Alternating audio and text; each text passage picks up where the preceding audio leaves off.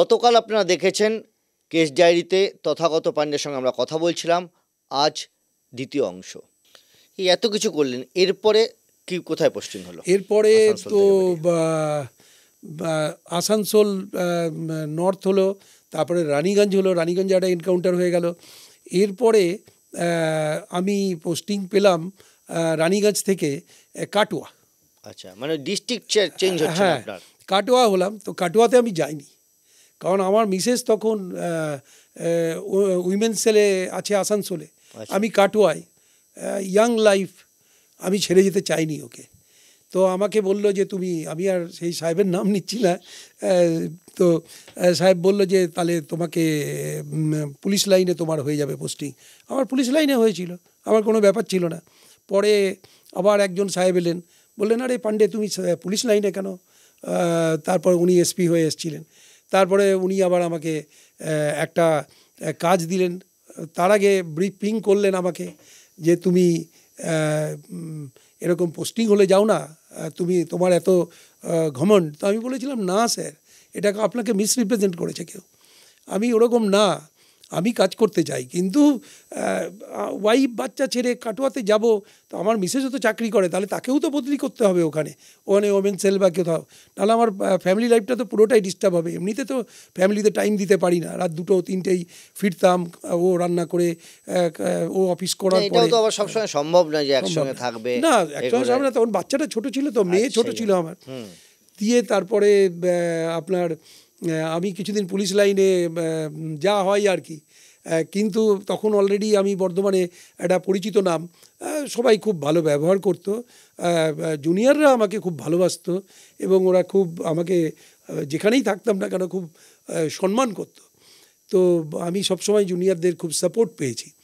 তো ওরা তারপরে আবার আমি একটা কাজ দিয়েছিল, যেটা এখানে আমি অকপটে বলতে পারবো না, একটা কাজ, সেই কাজটা করলাম। করার অপারেশন, সেটা একটা থানার অপারেশন, আসানসোল দুর্গাপুর নিউ টাউনশিপে, ঠিক আছে। সেই অপারেশনটা করলাম। সেই অপারেশন করার পরে মানে তাহলে কি কোনো ক্রিমিনাল ধরা বা ইয়েতে কিছু না, এটা ডিপার্টমেন্টের নিজস্ব একটা অপারেশন। এটা করলাম, একটু ক্লিন আপ করলাম আর কি ওই জায়গাটা। হয়তো আমাকে হয়তো ট্রাস্ট করেছিল সাহেব, এবং উনি আমাকে বলল যে তুমি, হঠাৎ দেখলাম আমি আসানসোল নর্থ, আসানসোল এনটিএস থেকে, দুর্গাপুর এনটিএস থানা থেকে, নিউ টাউনশিপ থেকে উনি আমাকে অরবিন্দ থানায় করলেন। তো অরবিন্দ থানায় ওসি হওয়াটা খুব প্রেস্টিজিয়াস ছিল তখন, তো খুব বড় থানা এবং খুব প্রেস্টিজিয়াস। তো অরবিন্দ থানায় আমি থাকলাম। অরবিন্দ থানায় অন্য ধরনের চাকরি টাউনশিপে, কিন্তু ওখানে আপনার ছিল, দুর্গাপুর স্টিল প্ল্যান্টের মাফিয়ারা ছিল ওখানে। যখন অকশন হতো তখন ফিজিক্যাল অকশন হতো, তখন তো আর ওই ল্যাপটপে বা কম্পিউটারে হতো না, অনলাইন হতো না, অকশন হতো না। তো তখন ওই ক্রিমিনাল গ্যাংরা ছিল দুর্গাপুরে তৈরি, ওটাও একটা র্যাকেট, এবং ওরা হাওড়া থেকে এই যারা বড় বড় বিজনেসম্যানরা এখান থেকে উঠতো তাদেরকে থ্রেট করতে করতে নিয়ে যেত যে আপনি নেবেন না, আপনি নেবেন না, কারণ ওরা ওদেরকে এনগেজ করতো কোনো বড় যারা অকশন নেওয়ার লোক, তারা হাওড়ার কিছু ক্রিমিনালরাও ছিল, তারা এনগেজ করতো। তো এই গ্যাংটার কাছে প্রত্যেকের কাছে খুব সফিস্টিকেটেড আর্মস ছিল, আমার কাছে খবর ছিল। এই গ্যাংটা কিন্তু লোকাল পলিটিক্যাল পার্টি এবং কিছুটা থানার নিচু কিছু অফিসার বা কনস্টেবলদেরকে সেটিং করে কাজটা করতো। তো এটা আমার কাছে চ্যালেঞ্জ ছিল। তো আমি চ্যালেঞ্জগুলো নিতে ভালোবাসতাম। আমি মনে করতাম যে আমি যে কাজটা করব যেন সেটা পাবলিকলি একটা ভালো মেসেজ পৌঁছায় এবং পাবলিকের যেন ভালো হয়। তো এই ক্রিমিনাল গ্যাংরা তো শুধু টাকা রোজগার করতো না, সেই অবধি করলে তো ঠিক ছিল। এরা আর্মস রাখবে, এরা অন্যান্য নোংরামিও করবে, তারপরে যাকে ইচ্ছে একটা দুটো মেরেও দেবে, সাফ করে দেবে যদি ওর কোনো গ্যাং তৈরি হয়। তো এরকম দু একটা মার্ডার হতো। তো এই গ্যাংটা শেল্টার কোথায় ছিল? তখনকার যে পলিটিক্যাল পার্টি, রুলিং পার্টি ছিল, তার অফিসের নিচে বেনাচিতিতে। আচ্ছা, তো তাদের তো একটা শেল্টার। পাবলিক জানতো নাকি শুধু পুলিশই জানতো? পুলিশ জানতো, পাবলিক জানতো যে একটা শেল্টার। এরাই আবার ডিউরিং ইলেকশন মাসল পাওয়ার হিসেবে কাজ করবে। তো এই জন্যই তো ক্রিমিনালদের ইন্ডালজেন্সি দেওয়া। তো তাহলে পরে তারা তখন আমি যদি হিট করি, তো আমার তো একটা নিজস্ব, আমি বলেছি না যে পুলিশিংটা খালি তো ভিজিবল পুলিশিং হয় না। একজন অফিসার, দক্ষ অফিসার ইনচার্জ ভিজিবল পুলিশিং করে, তার সঙ্গে আর একটা পুলিশিং থাকে, ব্যাক অফ দ্য এতে আর একটা পুলিশিং চলতে থাকে, সেটাই আসল টেকনিক্যাল, সেটাই আসল। সেটা আমি বলেছি না প্রথমে যে যার যেটা ক্যালিবার তার উপরে ডিপেন্ড করে, ঠিক সেটাই আসল। তো সেই করে আগে তো আমাকে জানতে হবে হু আর দ্য পারসনস। প্রথমেই যদি মেসেজ চলে যায় যে এদেরকে আমি আনটাচড করে রেখেছি, তাহলে তো আমি ইনফরমেশনও পাবো না। কারণ যারা যদি থানা লেভেলেও কেউ ইনভলভ থাকে তাহলে তারাও দেবে না, আর ক্রিমিনাল গ্যাংটাও অ্যালার্ট হয়ে যাবে। তারপর কি হলো বেনাচিতির ওখানে? তো সেখানে ওই গ্যাংটার ভেতরে ঢুকলাম, ঢুকে ওদের ভেতর থেকেই লড়াই করে খবর পেলাম, এবং খবর পেয়ে প্রচুর আর্মস অ্যান্ড অ্যামুনিশনস পেলাম, এবং আমি রেড করে তাদেরকে নিয়ে গেলাম, এবং তাতে একটা লেভেল থেকে হয়তো বাধা এলো, আর একটা লেভেল থেকে অ্যাপ্রিসিয়েশন এলো পলিটিক্যালি। তথাকথিত সিআইডির এসওজি আমাদের রাজ্যে শুধু নয়, এই দেশের অন্যতম বড় রিকভারি। এখনকার দিনের অনেকেই হয়তো জানেন না, জানবেন না, বুলেট প্রুফ জ্যাকেট, পেন গান, আর্মস, অ্যামুনেশন এত হিউজ পরিমাণ আজ পর্যন্ত কোথাও হয়নি। কি হয়েছিল ঘটনাটা? এটা তখন সিআইডিতে আমি জয়েন করেছিলাম, কারণেই জয়েন করেছিলাম, কারণ আমি জঙ্গলমহল অপারেশনে গেছিলাম, রসিকনগর ক্যাম্পে ছিলাম 6 মাস।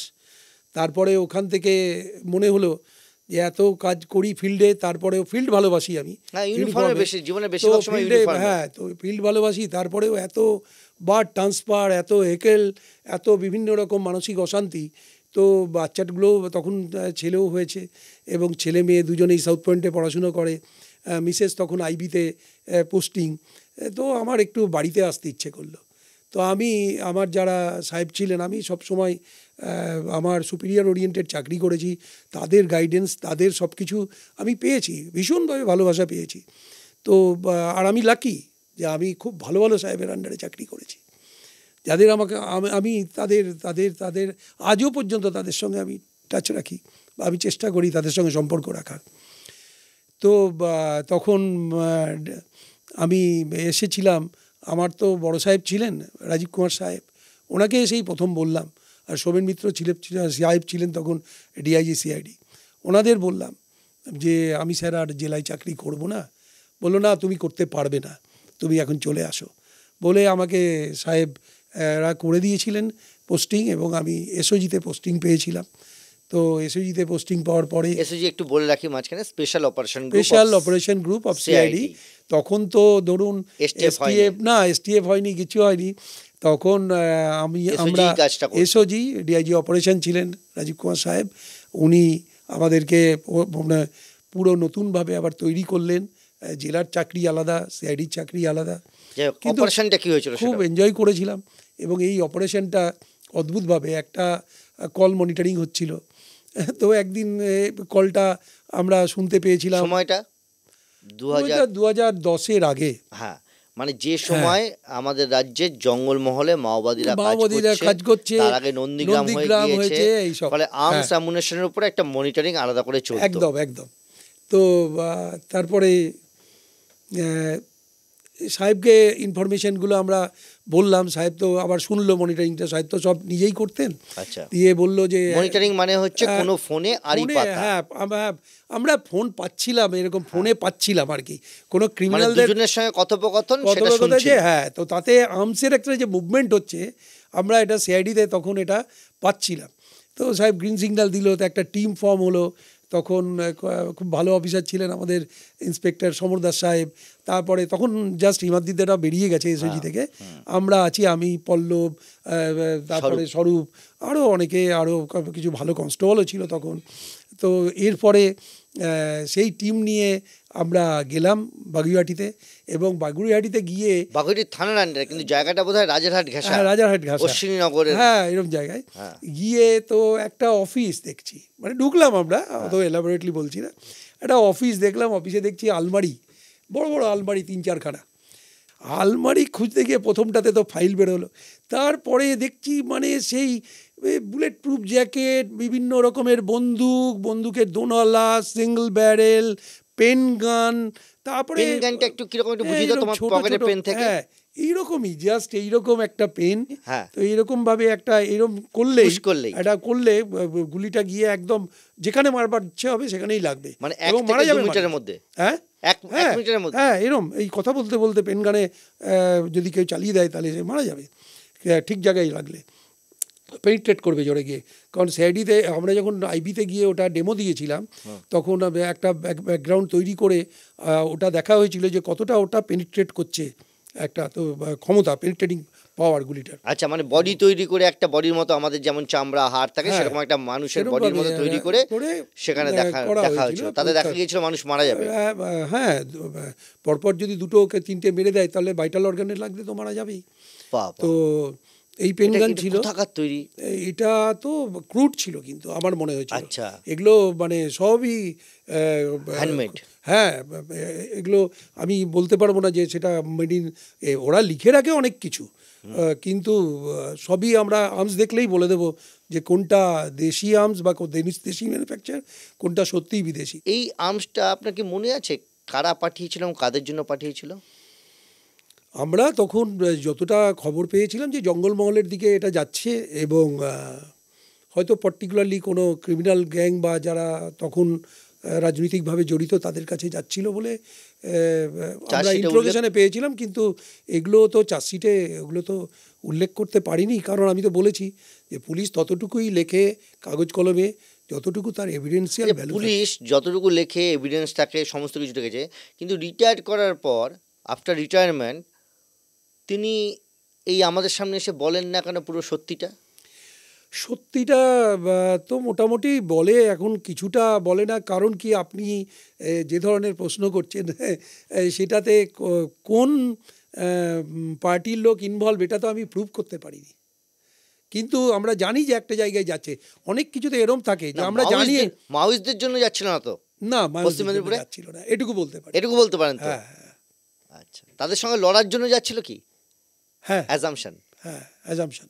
এরকম একটা ঘটনা। এরপরে শ্রীরামপুর, এরপরে প্রমোশন পেলাম। হ্যাঁ, প্রমোশনের মধ্যিখানে কিছু হ্যারাসমেন্ট হলাম, কারণ আমার হয়েছিল, আমার বিরুদ্ধে একটা ভিজিলেন্স হয়েছিল। আমি আসানসোলে চাকরি করেছিলাম, তো আমি অনেকের তো ক্ষতি করেছি, তো ভিজিলেন্স তো হবেই। এটা তো ঘটনা। আসানসোলে যারা চাকরি করে, আসানসোলে যারা বিভিন্ন থানায় ওসি থেকেছে, তারা কোটি কোটিপতি নাকি? সেটা আমি বলতে পারবো না কে কোটিপতি কে লাখপতি, কিন্তু আমার ভিজিলেন্স হয়েছিল। ধনী তো এটা বলতে পারবো, প্রচুর ধনী। হ্যাঁ, আসানসোলে যারা চাকরি বলেছেন যে আমরা সবকিছু লুকিয়ে কথা বলি রিটায়ারের পরে। আমি তো বললাম ভিজিলেন্স হয়েছে 10 বছর চলার পরে একটা ফোঁটা কোনো কিছু প্রুভ করতে পারলো না, এবং you are exonerated from all charges. এই লেখা আমার কাছে আজকে আছে। তো কেন ডিপার্টমেন্টই হলো ভিজিলেন্স? ভিজিলেন্স ডিপার্টমেন্ট তো ভিজিলেন্স করে না, ভিজিলেন্সের আলাদা আছে। আমি বলছি ডিপার্টমেন্ট থেকেই মানে। হ্যাঁ, তো আমি যখন আইসি শ্রীরামপুর তখন হঠাৎ এইসবের ভিজিলেন্স হয়েছিল। পরবর্তীকালে আপনি জানেন কেন? আমি নাকি একটা 18 মোটরসাইকেল, যেটা আমার খুব প্রিয়, আজও আছে, এটা আজও বালিগঞ্জে বাড়ির নিচে আছে, ওটা আজও চালাই আমি, সেটা WNP 18, ওটা নাকি আমি উইদাউট পারমিশন কিনেছিলাম। শ্রীরামপুরে কি করলেন? শ্রীরামপুর তো যখন গেলাম তখন দেখলাম 10টা ক্রিমিনাল গ্যাংস, তারপর খুব ভয়ানক ভয়ানক মার্ডার হয়। একটা মার্ডার দেখলাম যে বারান্দায় মা দাঁড়িয়ে আছে, অটো নিয়ে ছেলে ঢুকেছে, অটো চালক, তাকে বসিয়ে তার মাথার উপরে গুলি করলো, মানে করেছে মায়ের সামনে। মা আমাকে স্টেটমেন্ট দিয়েছিল। তো সেই বডি তুললাম, কোনো হেলদোল নেই, মানে কোনো অ্যাজিটেশন বা কোনো পাবলিক রিসেন্টমেন্ট, কারণ এটা অভ্যস্ত হয়ে গেছে শ্রীরামপুরবাসী। তখন আমি বলছি 2010, তখন গভর্নমেন্ট চেঞ্জ হয়নি সেই সময়। ভয়ানক ক্রাইম, এবং প্রত্যেকের কোনো না কোনো জায়গায় একটা লেজুর বাঁধা রাজনৈতিক। এবং তখন একটা পার্টির উত্থান হচ্ছে, একটা পার্টি ডাউন হচ্ছে, তখন মানে আর একটা পার্টি মজবুত হচ্ছে, আর একটা পার্টি, তখন তো বোঝা যায় না যে একদম ডাউন হচ্ছে, তো একটু এরকম, মানে ফলে সব দিকে ব্যালেন্স করে চলছে তখন। আর সেই সময় প্রশাসন সব থেকে ঢিলা থাকে। হ্যাঁ, তো এই সময় আমি গিয়ে দেখলাম যে এদের মানি পাওয়ারটা কোথা থেকে আসছে। তখনও দেখেছি আমি যে মাহেশ অঞ্চলে, যেখানে মাহেশের হ্রদ বিখ্যাত, তার ওই ঘাটগুলোতে নদী বক্ষে পাম্প লাগিয়ে বালি চলছে, সেই বালি উত্তোলন হচ্ছে, সেটা একটা চেন সিস্টেমে জায়গা মতো যাচ্ছে। তারপরে সেই ঘাটে গিয়ে আমি রেড করেছি। সেই ঘাটে গিয়ে রেড করে, কারণ তুমি মার্ডার করেছো এলাকায়, তোমাকে আমি বালিঘাট চালাতে দেবো কেন? আমি তোমার ইকোনমিক কন্ডিশনটাকে হিট করব। আজকে তো যদি মার্ডার না করতো তাহলে বালিঘাট চালাতে দিতেন না, তখন আমি নতুন গেছি, তুমি মার্ডারও করবে, বালিঘাটও চালাবে, ব্যবসাও করবে। আমি বালির লিগালিটি আছে কি কতটা আছে, ওরা তো একটা লিগাল কাগজ সামনে রাখেই, কিন্তু পেছনের দিকে তো ইলিগাল হচ্ছেই। তো ভালো করে খুঁজে দেখলে পাবো। তো ওটা রেড করলাম, ওকে ক্রিমিনালের খোঁজ করতে ওর ঘাটে তো যাবই। এই করে আস্তে আস্তে আস্তে আস্তে ক্রিমিনালরা বুঝতে পারলো যে একে সেটিং করা যাবে না। তো এই যে এইরকমভাবে জীবন কাটিয়েছেন, এত কিছু এইভাবে কাটিয়েছেন, এখন কোনো সময় ভয় লাগে না যে সেই পুরনো ক্রিমিনালরা যদি কেউ? ভয় লাগে না, ভয় লাগে না। কারণ দেখুন, আমরা ক্রিমিনাল দমন যেমন করেছি, আমাদের ভেতরে সাংঘাতিক একটা হিউম্যানিটি কাজ করেছে। কেন?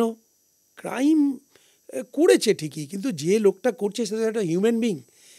সে কিন্তু জানে যে ক্রাইম স্বীকার করে নিলে পুলিশ কিন্তু অন্য কিছু আর প্রয়োগ করে না। এবং এরকম কথা শুনলে অবাক হয়ে যাবেন যে আমার কাছে রমেশ মাহাতো আর শ্যামল ছিল আমার কাস্টডিতে।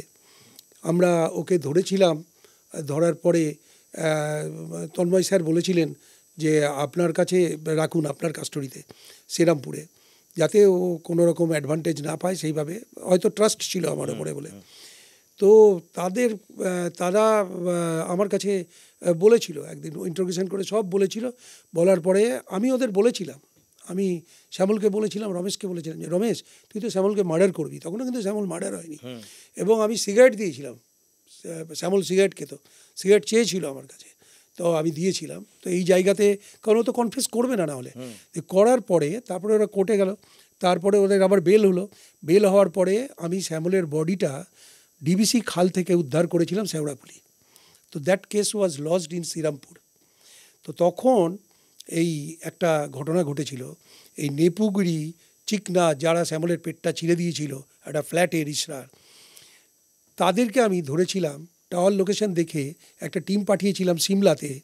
তখন নাম বললেই নয়, আমাদের এসডিপিও সাহেব ছিলেন রাজনারায়ণ মুখার্জি সাহেব। তো উনি আমাদের সঙ্গে শ্রীরামপুরে বসে টাওয়ার লোকেশন দেখে আমরা একটা টিম পাঠালাম ওনার নির্দেশে সিমলাতে যাওয়ার পরে দেখা যাচ্ছে যে ওরা চলে আসছে ক্যালকাটার দিকে, এই ট্রেন ধরে ফেলেছে। তখন আমাদের টিম দিল্লিতে গেল। দিল্লিতে গিয়ে রাজধানী এক্সপ্রেসে আমরা দেখলাম যে এস গিরি বা এন গিরি বলে একটা বুকিং আছে, এবং ওটা S9 বা 10 কম্পার্টমেন্ট ছিল, আর 9-10 বগি সিট নাম্বার ছিল। তো আমি সঙ্গে সঙ্গে ওদেরকে বললাম তোরা ফ্লাইটে চলে আয়। ওরা ফ্লাইটে দমদমে এলো। এসে আমরা একসঙ্গে নগামোড় থেকে, শ্রীরামপুরের নগামোড়, ওখান থেকে একসঙ্গে ধানবাদ রওনা দিলাম। আমার সঙ্গে সারা জীবনই আরপিএফের খুব ভালো সম্পর্ক, টিল টুডে। আমরা আসানসোলে কাজ করেছি, আমাদের আরপিএফ ওখানে খুব ভালো অ্যাক্টিভ তখন ছিল, এবং আমরা লিয়াজন রেখে কাজ করতাম। আরপিএফের অনেকগুলো ঘটনাতে আমাদের সঙ্গে ওরা করতো। তো আমি সেই পরিচয় দিয়ে ওদেরকে দিয়ে ফোন করিয়ে ওখানকার আরপিএফের সাহায্য নিলাম। এবার ট্রেনটা যখন ঢুকলো তখন ভেরি টাফ ওদেরকে আইডেন্টিফাই করা, কারণ সিটের কাছে গিয়ে যদি না পাই বেরিয়ে যায়। তো আমরা তার আগে নেপুর ছবিও ছিল, আর নেপু একবার ধরাও পড়েছিল শ্রীরামপুরে জুয়া খেলতে গিয়ে। তো নেপু আর চিকনাকে আমরা ওখানে ধরেছিলাম।